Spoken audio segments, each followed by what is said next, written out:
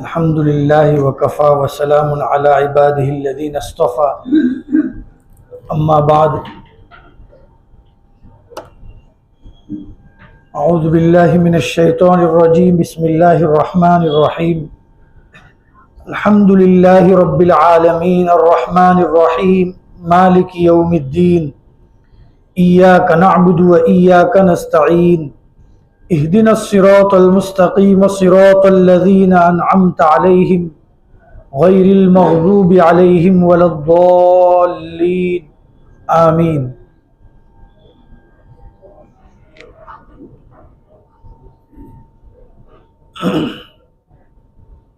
بزرگوں، گزشتہ ہفتے جو ہمارا مضمون تھا اس میں ہدایت کے اسباب یہ سب بیان کیے گئے تھے۔ 2-3 ہفتے سے یہ مضمون چل رہا تھا۔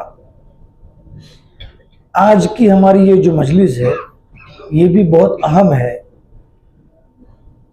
اور اس کے بعد 1-2 مجلسیں اور بھی رہے گی انشاءاللہ۔ اس کے تعلق سے ایک تمہید کے طور پر ایک بات سمجھنی چاہیے کہ اللہ رب العزت نے انسان کو بے شمار نعمتیں عطا فرمائی ہیں۔ ان سب نعمتوں میں سب سے بڑھ کر اللہ رب العزت کی طرف سے ملی ہوئی ہدایت ہے، یہ سب سے بڑی نعمت ہے۔ ایک بندہ ہے جس کے پاس دنیا کی بے شمار نعمت ہے، ہر چیز ہے اس کے پاس، رہائش کے لیے عمدہ مکان ہے، پہننے کے لیے اعلیٰ قسم کے کپڑے ہیں، سواری کا انتظام ہے، جہاں چاہے وہاں آسانی سے سفر کر سکتا ہے، بہترین خوبصورت شریک حیات ہے، اچھی اولاد ہے، صحت تندرست مند، یہ سب کچھ ہے، لیکن وہ ہدایت سے کوسوں دور ہے۔ ہدایت اس کے پاس نہیں ہے، وہ اللہ کو نہیں جانتا ہے، اللہ کے دین کو نہیں جانتا ہے، تو اس سے بڑا بد نصیب شخص دنیا میں کوئی نہیں۔ روایت ہے بخاری شریف کی، حضرت سہل ابن سعد الساعدی رضی اللہ عنہ ایک بڑے بزرگ ہے، صحابی ہے، فرماتے ہیں مر رجل علی رسول اللہ صلی اللہ علیہ وسلم، ایک شخص حضور اقدس صلی اللہ علیہ وسلم کے پاس سے گزرے، فقال ما تقولون فی ھذا، صحابہ سے پوچھا آپ نے تمہارا اس کے بارے میں کیا خیال ہے؟ ما تقولون فی ھذا؟ قالوا حری ان خطب ان ينکح، یہ اس لائق ہے، یہ اس کی وہ صلاحیت اور استعداد ہے اور اتنا اچھا بندہ ہے کہ اگر یہ کسی جگہ نکاح کا منگنے کا پیغام بھیج دے تو لوگ شادی کرنے کے لیے تیار ہو جائے، یعنی اس کی منگنی کبھی ٹھکرائی نہ جا سکے۔ وَإِن شَفَعَ أَن يُشْفَعَ، اور اگر وہ کسی جگہ سفارش کر دے تو اس کی سفارش کبھی رد نہ ہو۔ وَإِن قَالَ، اور اگر وہ کوئی بات کہہ دے تو أَن يُسْتَمَعَ، اس کی بات کو لوگ غور سے سنیں، اس کا ایک مقام ہے، لوگ اس کی بات کو سنیں، ایسا آدمی ہے یہ۔ قال ثم سکت، پھر آپ علیہ السلام خاموش ہو گئے۔ فمر رجل من فقراء المسلمین، مسلمان کے فقراء بندوں میں سے ایک جو اصحاب صفہ میں سے کوئی ہوگا، وہی لوگ تو بے سر و سامانی کی زندگی میں گزرا۔ فقال ما تقولون فی ھذا، تمہارا اس کے بارے میں کیا خیال ہے؟ قالوا حری ان خطب اللہ ينکح، اگر یہ کسی جگہ پیغام دے دے نا تو اس کا نکاح بھی نہ ہو، لوگ دھتکار دے۔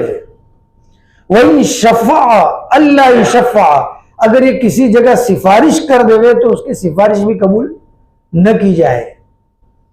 وَإِن قَالَ اللہ يُسْتَمَعَ، اور اگر وہ کوئی بات کہے تو اس کی بات کو سنا بھی نہ جائے، یعنی دنیا میں اس کا کوئی بظاہر مقام نہیں ہے، نہ مالی اعتبار سے نہ کسی کی نظر کے اندر کوئی صاحب وقت یہ شخص ہے۔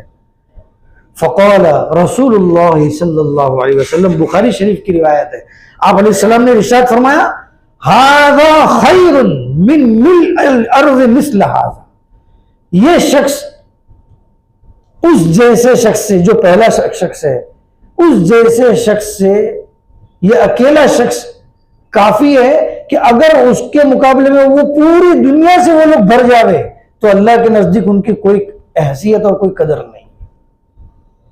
گویا اللہ کے نزدیک وہ بندے کی قدر ہے جو ہدایت یافتہ ہے۔ علامہ کرمانی رحمۃ اللہ علیہ شارح بخاری اس روایت کے ذیل میں فرماتے ہیں کہ اس سے مراد یہ بھی ہو سکتا ہے کہ پہلا شخص کافر ہے، ایمان والا نہیں ہے، بے ایمان بندہ ہے۔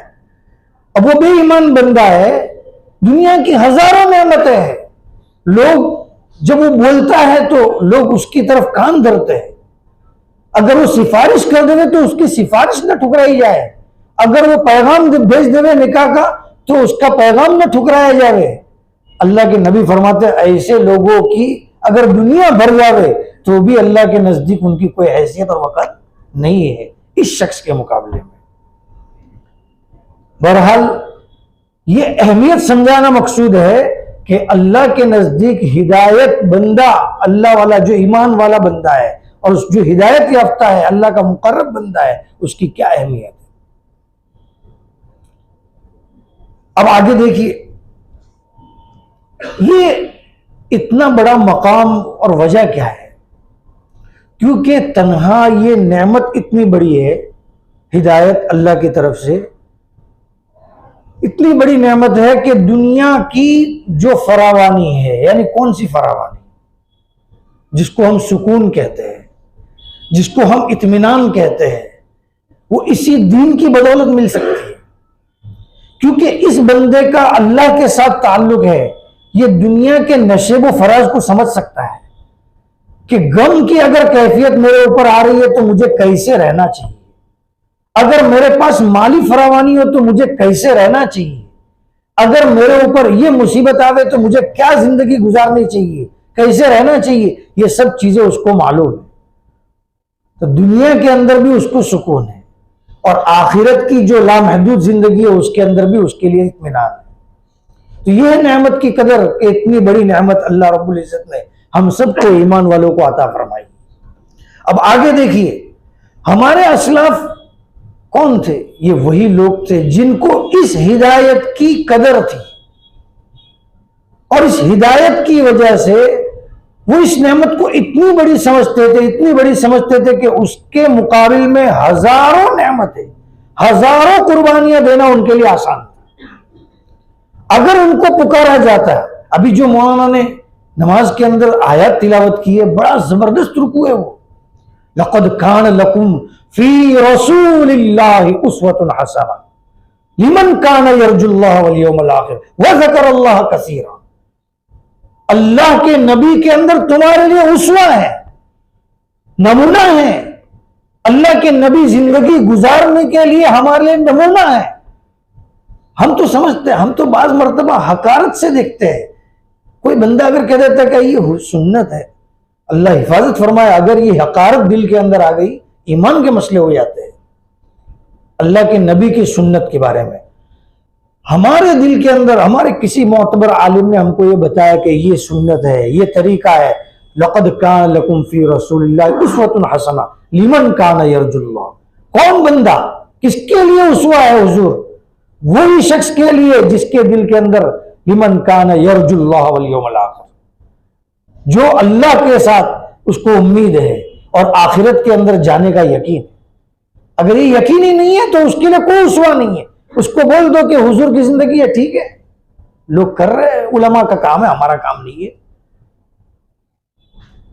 وذکر اللہ کثیرا، اللہ کو یاد کثرت سے کرے، اس بندے کے لیے حضور کی زندگی میں نمونہ ہے۔ معلوم کیا ہوا؟ یہ دو چیزیں، آخرت کے اوپر ایمان، اللہ کے اوپر اعتماد اور کثرت ذکر، یہی ذریعہ بنتا ہے آپ صلی اللہ علیہ وسلم کی سنت کو اپنانے کا، اور یہ ہدایت کا ایک دم قریب ترین راستہ ہے۔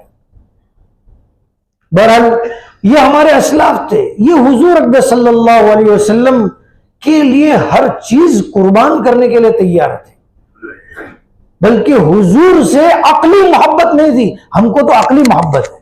کیوں محبت ہے؟ حضور نے ہم پر احسان کیا کہ حضور صلی اللہ علیہ وسلم ہمارے ایمان کے سبب بنے، اس لیے ہم ان سے محبت کرتے ہیں۔ ان کی محبت طبعی بن جاتی تھی، جیسے کہ باپ کو بیٹے سے ہوتی ہے، ایک ماں کو بیٹے سے ہوتی ہے، ایسی محبت حضور کے ساتھ ہوتی تھی۔ غزوہ احد کے اندر ایک عورت ذات ہے جو ایک کمزور دل کی شخصیت شمار کی جاتی ہے، اس کے سامنے تذکرہ کیا گیا کہ تیرے بھائی کا انتقال ہو گیا، پھر کسی نے آ کے کہا تیرے شوہر کا انتقال ہو گیا، پھر کسی نے آ کے کہا کہ تیرے بیٹے کا انتقال ہو گیا۔ سب کے اوپر وہ پوچھ رہی ہے محمد الرسول اللہ کے بارے میں مجھے بتاؤ کہ حضور کا کیا ہے۔ اب بتاؤ، جو ایک عورت ہے، اس عورت کے بارے میں اس کو ایک گھر کے اندر تین موت کی خبریں دی جا رہی ہو، اور وہ بھی وہ جو اس کی پرورش کا ایک کفیل ہو یا ایک سہارا بننے والا ہو، ایسے لوگوں کی موت کی خبر دی جا رہی ہو، اور وہ حضور صلی اللہ علیہ وسلم کی شان کے بارے میں پوچھ رہی ہے کہ حضور کو کیا ہے۔ بتایا گیا کہ حضور تو صحیح سالم ہے الحمدللہ۔ تو کہہ رہے بس کل مصیبت بعدک جلل، آپ کے بعد تو اب کوئی مصیبت، سب مصیبتیں حل کی ہے، آپ ہے تو ہمارے لیے سب کچھ ہے۔ یہ اللہ اس کے رسول پر اعتماد کلی، آج دنیا کے اندر سب کچھ ہے، ایمان والے کے پاس سب دولتیں موجود ہے، لیکن اللہ کے اوپر اور اللہ کے رسول کے اوپر اعتماد ختم ہو گیا ہے۔ اور یہ یاد رکھے، اللہ مجھے بھی، آپ کو بھی، ہم سب مذاکرے کے لیے بیٹھے ہوئے، اللہ رب العزت نے قرآن کریم میں فرمایا ہے وَاعْتَصِمُوا بِحَبْلِ اللَّهِ جَمِيعًا وَلَا تَفَرَّقُوا۔ یہ تفرقے، یہ فرقے، یہ جو گروہ بندیاں، یہ کیوں ہو رہی ہے؟ اللہ کی رسی کو مضبوطی سے نہیں تھامایا۔ وَالَّذِينَ آمَنُوا بِهِ وَاعْتَصَمُوا بِهِ، جو اللہ پر ایمان لے آئے اور اللہ کے اوپر ان کو مکمل اعتماد ہے، فَسَيُدْخِلُهُمْ فِي رَحْمَةٍ مِّنْهُ، برابر ہے؟ اللہ رب العزت ان کو اپنی رحمت میں ان کو شامل فرمائیں گے اور ان کو ہدایت عطا فرمائیں گے۔ تو اللہ پر اعتماد، اللہ کے اوپر بھروسہ، یہ ہمارے اندر ہونا چاہیے۔ ہم کوئی بات سنیں دین کی تو اب وہ جذبہ ہونا چاہیے کہ یہ چیز ہماری زندگی میں آنی چاہیے۔ ارادہ تو کریں گے نا، ارادہ کریں گے تو انشاءاللہ اللہ رب العزت ہمارے لیے راہ ہموار کریں گے۔ ایک بات تو یہ تھی۔ اب ہم سب جانتے ہیں دنیا میں دونوں قسم کے لوگ آئے، بعض تو ہدایت یافتہ تھے، بعض نے گمراہی اختیار کی۔ دیکھیے اللہ رب العزت کبھی بھی کسی انسان کو گمراہ نہیں کرتے۔ اللہ نے تو، میں نے پہلے بھی شاید آپ کے سامنے آیت پڑھ کے سنائی تھی، 7 قسموں کے ساتھ فرمایا تھا کہ ہم نے انسان کو دونوں صلاحیتیں دی ہے، اب وہ تمہارا کام ہے، تم کون سا راستہ اپناتے ہو۔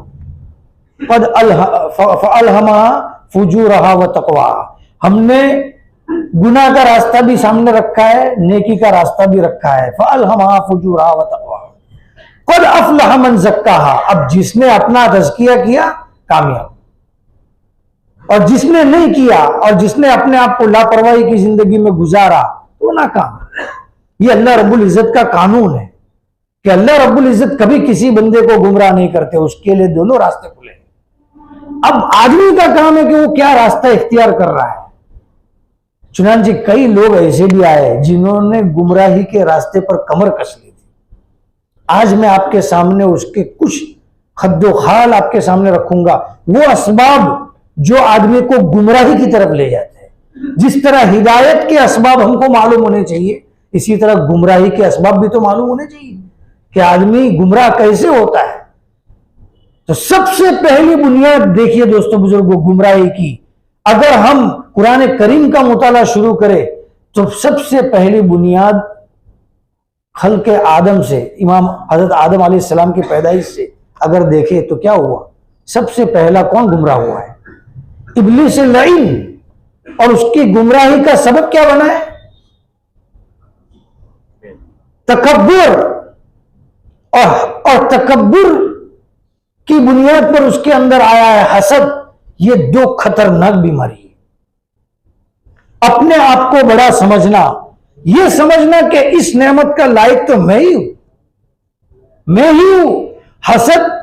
حسد کا مطلب کیا ہے کہ یہ نعمت کا لائق تو میں ہوں، اس کو کیوں دے دی گئی؟ یہ اتنے خطرناک امراض ہے کہ اس بنیاد پر آپ جانتے ہوں گے، کیا اس ابلیس لعین کو یہ معلوم نہیں تھا کہ خالق کون و زمان کون ہے؟ اللہ ہے۔ اس کو معلوم تھا، سب کچھ معلوم تھا، لیکن اس کے باوجود وہ صرف اس بنیاد پر گمراہ ہوا ہے کہ اس کے دل کے اندر کیا تھا؟ یہ تکبر۔ جب اللہ رب العزت نے یہ فرمایا کہ آدم کو سجدہ کرو، اس نے یہ کہا کہ میں کیسے سجدہ کر سکتا ہوں اس بندے کو کہ جو مٹی سے پیدا کیا گیا ہے؟ میری فطرت تو اوپر علو کی طرف ہے، میں تو آگ سے پیدا کیا گیا ہوں، میں کیسے اس کو سجدہ کر سکتا ہوں؟ بس یہ جو اس نے تکبر کے لہجے میں اللہ رب العزت کا کو جواب دیا ہے، اللہ رب العزت نے اس کی بنیاد پر اس کو راندے درگاہ کی ہے۔ معلوم ہوا یہ دو بیماریاں بڑی خطرناک بیماریاں ہیں، ایک تکبر اور ایک حسد۔ آپ آگے بڑھیے، جتنے بھی آپ انبیاء سابقین گزرے ہیں، ان سب کی قوم کے بارے میں اگر آپ تحقیق کریں گے کہ یہ لوگ کیوں گمراہ ہوئے، تو اس کی وجہ بھی یہی ملے گی، تکبر، کہ ان کی اتباع کرنے والے تو کمزور لوگ ہیں، ہم ان کی اتباع کریں، ہم ان کی بات مانیں، نہیں ہو سکتا، اور عقل تو ہمارے پاس ہے، یہ کون ہے؟ کئی لوگ اسی وجہ سے برباد ہوئے، تکبر کی وجہ سے۔ اور آگے بڑھیے، حسد کی وجہ سے میں بتا رہا ہوں، یہ دونوں بیماریاں۔ بنی اسرائیل کا نام تو آپ نے سب نے سنا ہوگا، کون ہے بنی اسرائیل؟ اہل کتاب، یہود اور نصارہ۔ ان کی کتابوں میں واضح الفاظ میں پیشین گوئیاں موجود تھی، پیشین گوئیاں موجود تھی کہ ایک نبی آخر الزمان آنے والے ہیں، اور وہ آخری نبی ہوں گے، اور اس کے بعد کوئی نبی نہیں ہوگا، بلکہ انجیل میں تو یہاں تک صراحت تھی کہ ان کا نام احمد ہوگا۔ اس کے باوجود یہ لوگ ایمان کیوں نہیں لائے؟ غور کیجیے، وجہ کیا ہے؟ جب اتنی ساری نشانیاں موجود ہیں، بلکہ یہاں تک کتابوں میں ہے کہ ان لوگوں نے کفار جو مدینہ کے مشرکین تھے ان سے یہاں تک کہہ دیا تھا کہ ایک نبی ظاہر ہونے والے ہیں، ہم ان پر ایمان لائیں گے اور ایمان لا کے تمہارے ساتھ ہم جنگ کریں گے، کیونکہ ان کے ساتھ تائید اور نصرت ہوگی۔ تو مشرکین تو یہ سنتے رہتے تھے کہ ایک نبی آنے والے ہیں، اور وہ نبی جب ظاہر ہوئے تو سب سے پہلے اتباع کس نے کی؟ مشرکین نے کی۔ یہود نے بالآخر آپ کی اتباع نہیں کی۔ وجہ کیا تھی؟ حسد۔ یہ حسد کہاں سے پیدا ہوا؟ یہ قرآن کریم کے اندر ہے، یعرفونہ کما یعرفون ابناءہم۔ یہ لوگ حضور کو اتنے اچھے طریقے سے جانتے ہیں جیسے کہ اپنے بیٹوں کو جانتے ہیں، لیکن صرف اس وجہ سے ایمان نہیں لائے کہ حسد تھا۔ حسد کہاں سے آیا؟ تکبر کی وجہ سے۔ نحن ابناء اللہ واحباہ، دعویٰ یہ تھا ان کا، یہود کا۔ کیا کہتے تھے؟ ہم اللہ کے محبوب ہیں اور ہم اللہ کے بیٹے ہیں، ہماری نسلوں کے اندر نبی آئے ہیں، کیونکہ بنی اسرائیل کے اندر ہی انبیاء آئے تھے۔ اپنے ابراہیم علیہ السلام سب کے والد ہیں، میں نے پہلے بھی شاید آپ کے سامنے نسب نامہ بتایا تھا۔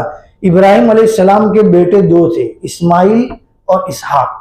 اسحاق علیہ السلام کی نسل میں یعقوب علیہ السلام، یوسف علیہ السلام، موسیٰ علیہ السلام، عیسیٰ علیہ السلام، یہ سب، یحییٰ علیہ السلام، زکریا علیہ السلام، داؤد علیہ السلام، سلیمان علیہ السلام، شعیب علیہ السلام، یہ جتنے انبیاء آئے ہیں یہ سب اسحاق علیہ السلام کی نسل میں آئے ہیں۔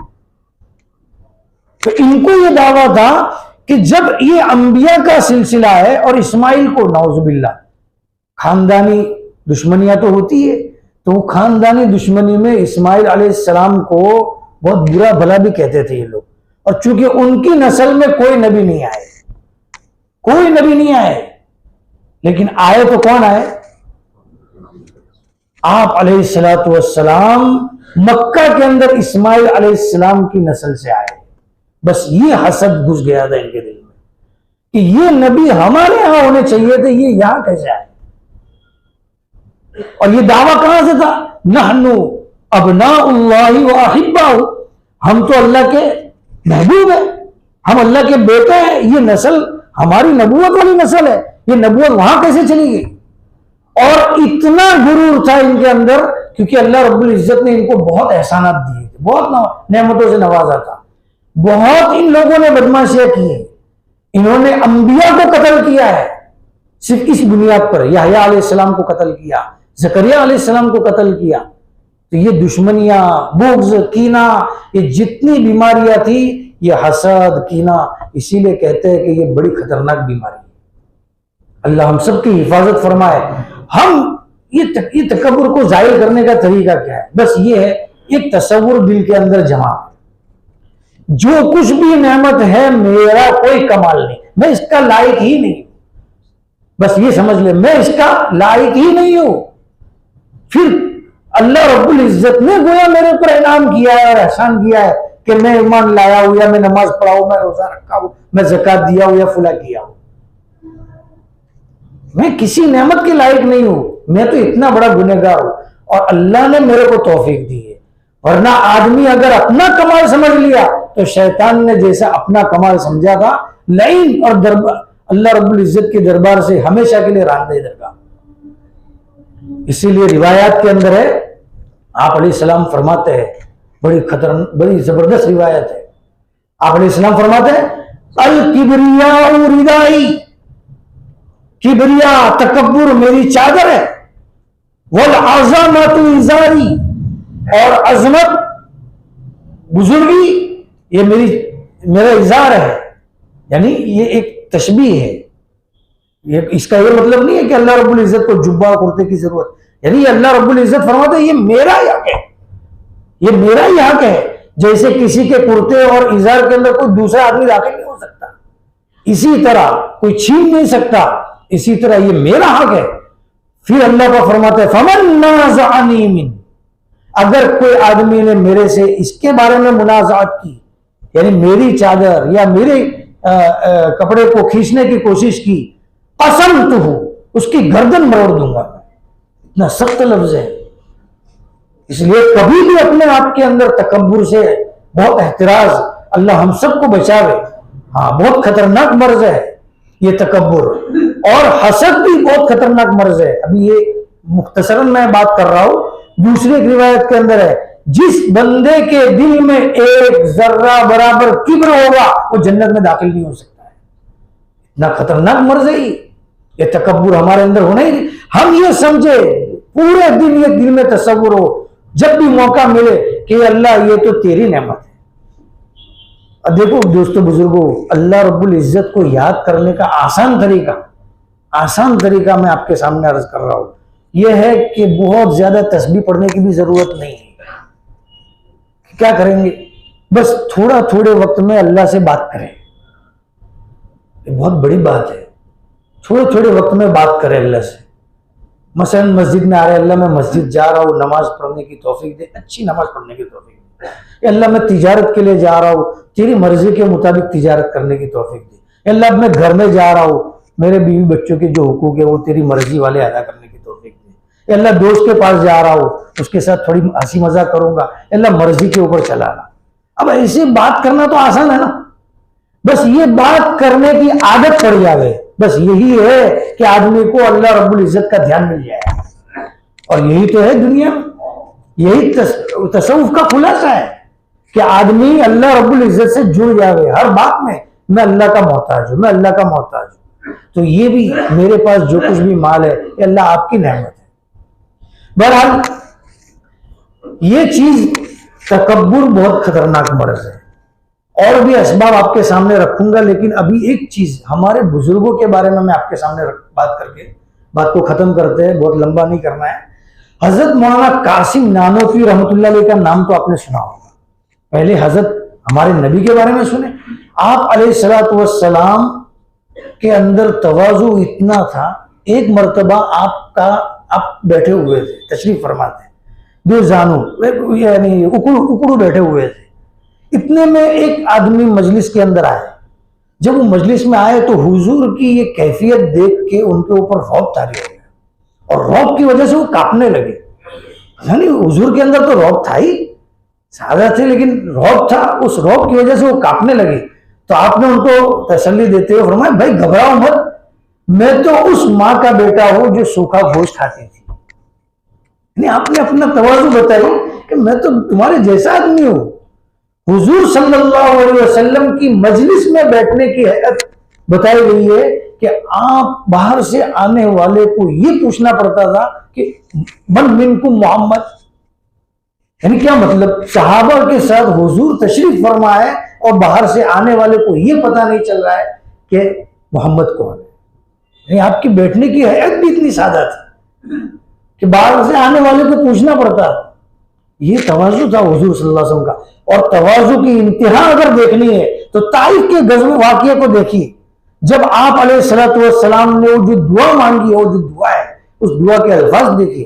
اے اللہ، اگر تو مجھ سے ناراض نہیں ہے تو مجھے کسی کی پرواہ نہیں ہے.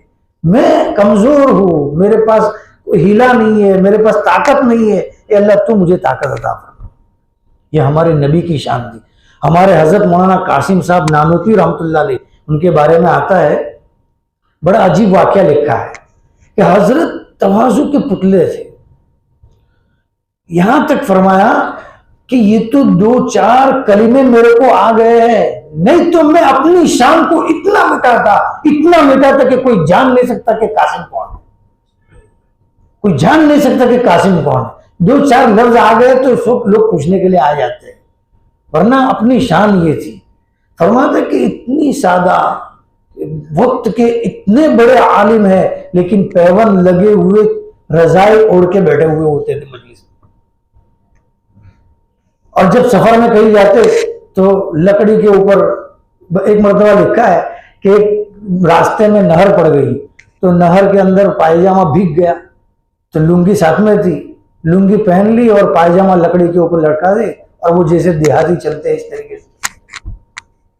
یہ ان لوگوں کی تواضع تھی.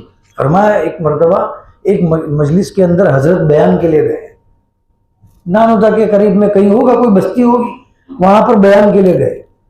بیان سے فارغ ہوئے، عصر کے بعد کا وقت تھا. ساتھیوں میں مذاکرہ ہوا کہ بھئی حضرت کی مہمان نوازی کون کرے گا. تو سب لوگ سوچنے لگے، کوئی بول رہا ہے ہم لے جا رہے، کوئی بول رہا ہے ہم لے جا رہے. اتنے میں حضرت تو مجلس سے نکل کے چلے بھی گئے اور مجلس سے دور کسی قریب میں جنگل کی طرف ایک مسجد تھی، وہاں پر چلے گئے.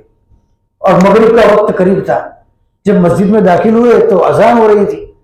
حضرت اکیلے تھے اور جو لوگ دیہاتی لوگ تھے وہ تو پہچانتے نہیں تھے کہ کون ہے یہ. اب جب وہ مسجد میں داخل ہوئے تو کہا کہ بھئی نماز کون پڑھائے گا. تو مشورہ ہونے لگا کہ کون پڑھائے نماز. مولانا کو تو کوئی شخصیت سے دکھتے ہی نہیں تھے کہ عالم ہیں، اتنے سادہ تھے، دیہاتی جیسے دکھتے تھے، نیلی سی لنگی اور اوپر سے کپڑا. تو حضرت مولانا کسی نے کہا کہ بھئی یہ آدمی نیا ہے، تھوڑا سا مہذب دکھ رہا ہے، اس کو آگے بڑھا دو. کہ بھئی تم نماز پڑھو کہ نہیں؟ بھئی تم میں سے پڑھاؤ. مولانا نے کہا کہ بھئی تم میں سے پڑھاؤ، لیکن انہوں نے کہا کہ نہیں آپ ہی ہو تو آپ پڑھاؤ. اب اتفاق یہ ہوا کہ اس نماز کے اندر مغرب کی نماز تھی. پہلی رکعت میں حضرت نے پڑھ لیا قل اعوذ برب الناس، اور دوسری رکعت کے اندر قل اعوذ برب الفلق. اب نماز کے بعد یہ تو دیہاتی قسم کے لوگ تھے، ارے چلانے لگے کہ مولوی نماز، مولوی تو نہیں سمجھ رہے تھے، ارے بھائی تو نے کیسی نماز پڑھائی، نماز نہیں ہوئی. کہ اچھا کیوں؟ کہ بھائی اس طریقے سے پڑھا تو نے. تو مولانا کیا کہہ رہے ہیں، ارے بھائی مولویوں سے میں نے ایسا سنا ہے کہ اس طرح بھی نماز ہو جاتی ہے، کوئی حرج نہیں، مولویوں سے ایسا میں نے سنا ہے. تو اوپر سے غصہ ہو رہا ہے، وہ کہہ رہے ایک تو گناہ کیا، اوپر سے سینہ زوری کر رہا ہے، مولویوں کو بدنام کر رہا ہے. یہ حضرت کو کوئی پہچان ہی نہیں رہا. اتنے یہ سب الجھے ہوئے ہیں مسجد کے اندر. وہ جو ڈھونڈ رہے تھے ان کے متعلقین لوگ، وہ ڈھونڈتے ڈھونڈتے اس مسجد میں پہنچے. اب جب وہ مسجد کے اندر داخل ہوئے تو دیکھا کہ یہ تو مولانا کو چاروں طرف سے لوگ لپٹے ہوئے. اور جب سمجھایا تو پھر ان لوگوں نے بہت معذرت کی کہ حضرت ہم آپ کو جانے نہیں. یہ کیفیت ہوتی تھی ان لوگوں کی، ہمارے اکابر کی، ہمارے اسلاف کی. ایک مرتبہ حاجی امداد اللہ مہاجر مکی رحمۃ اللہ علیہ نے مولانا قاسم صاحب نانوتوی کو خط لکھ کے پوچھا کہ قاسم کیا بات ہے، سب لوگ تو اپنے حوال بیان کرتے، تم کبھی میرے کو خط نہیں لکھتے اپنے حوال کا. مولانا قاسم صاحب رونے لگے. اب کہ حضرت میرے پاس ہے کیا کہ میں حوال لکھوں آپ کو؟ حالانکہ پوری دنیا کے اندر جس بندے کا فیض پہنچنا ہے، تواضع، من تواضع للہ رفعہ اللہ، یہ اللہ کا قانون ہے، جو اللہ کے لیے تواضع کرتا ہے اللہ اس کو بلندی پر لے جاتے ہیں۔ حضرت مولانا یعقوب صاحب نانوتوی رحمۃ اللہ علیہ سے کسی نے پوچھا کہ حضرت آپ بھی تو حضرت نانوتوی کے زمانے میں تھے، بڑے بڑے لوگ موجود تھے، یہ علوم واقعتاً ایسے علوم ہیں مولانا قاسم نانوتوی رحمۃ اللہ علیہ کے کہ وہ علوم کو سمجھنے کے لیے شرح لکھی گئی ہے۔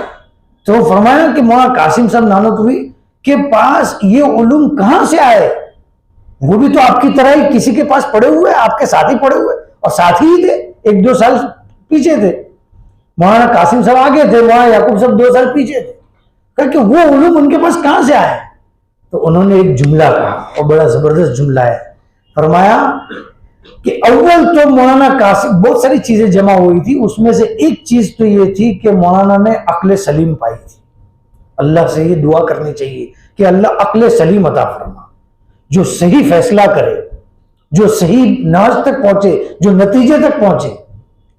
حضرت علی رضی اللہ عنہ کے فیصلے آپ نے سنے ہوں گے نا، بڑے زبردست فیصلے ہوتے تھے، تو وہ عقل سلیم، وہ خود فرماتے ہیں کہ علی تمہارے پاس یہ علم کہاں سے آیا؟ لوگ کہتے ہیں نا کہ حضرت علی باب العلم ہے، علم کے دروازے ہے، وہ اسی لیے کہ ان کے فیصلے ایسے ہوتے تھے۔ بہرحال تو ایک تو یہ کہ عقل سلیم ملی مولانا قاسم صاحب کو، اور دوسرا یہ ہے کہ حضرت کے اندر ادب انتہائی تھا، بہت ادب کرتے تھے، استاذ کا، علم کا، ادنا ادنا چیز کا وہ ہر ایک کو احترام دیتے تھے، کہ یہ حضرت کے اندر یہ شان تھی۔ یہ چیز مولانا نانوتوی رحمۃ اللہ علیہ نے فرمایا، مولانا یعقوب صاحب نے، کہ مولانا قاسم صاحب کے اندر یہ چیز بہت زبردست تھی کہ ادب زبردست تھا۔ تو بہرحال دوستو بزرگوں، مجھے تو صرف اتنا سمجھانا ہے کہ حضور صلی اللہ علیہ وسلم اور ان کے متبعین کے اندر یہ چیز تھی کہ وہ اپنے آپ کو کچھ نہ سمجھتے تھے، یہ سمجھتے تھے کہ جو کچھ بھی نعمت ہے کس کی طرف سے؟ اللہ کی طرف سے۔ مال ہو، کمال ہو، کوئی بھی چیز ہو، یہ صرف اللہ کی طرف سے، اللہ نے دیا ہے تب ہے، نہیں تو نہیں۔ اپنا کمال نہ سمجھے۔ یہ ایک سبب جو بہت بڑا سبب تھا، میں نے آپ کے سامنے عرض کیا۔ ابھی گمراہی کے اور اسباب بھی آپ کے سامنے آئندہ ہفتے انشاءاللہ بیان کیے جائیں گے۔ اللہ ہم سب کو عمل کی توفیق عطا فرمائے۔